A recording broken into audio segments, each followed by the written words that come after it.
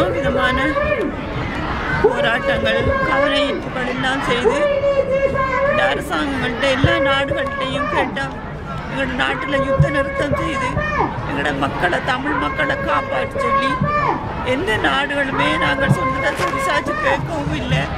அவர்கள் எந்த முடிவும் எடுத்து எங்களை மக்களை காப்பாற்றுறது நினைக்கவும் இல்லை.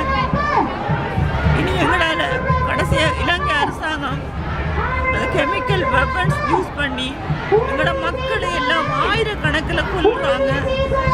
அவங்க வந்து இன்னும் இந்த ஏப்ரல் 13 அவங்களோட சிங்கள புத்தாண்டு வருது.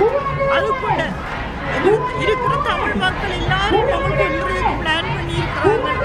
எங்களால் எப்படி காப்பாற்றுறது தெரியல. எங்களோட மக்களை அவங்களுக்கு வேற வழி இல்லை.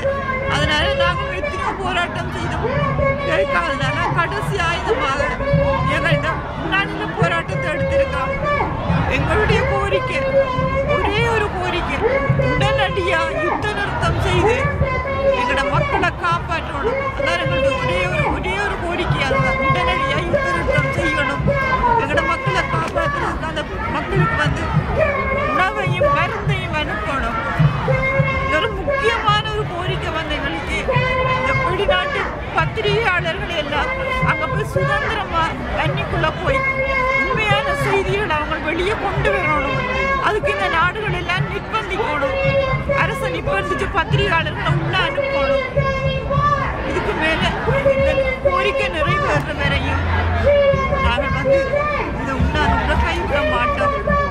எங்களோட மக்கள் வந்து 30,000க்கு மேல இப்ப ரீசெண்டா சேர்ந்தது 30,000க்கு மேல. அந்த 30,000 மக்களோட சேர்ந்து எங்களோட 6 உயிர்களும் சேரட்டும். ஆனால் நாங்கள் யுத்த நிறுத்தத்தை கைவிட போறதில்லை. எங்களுக்கு நம்பிக்கை இருக்கு.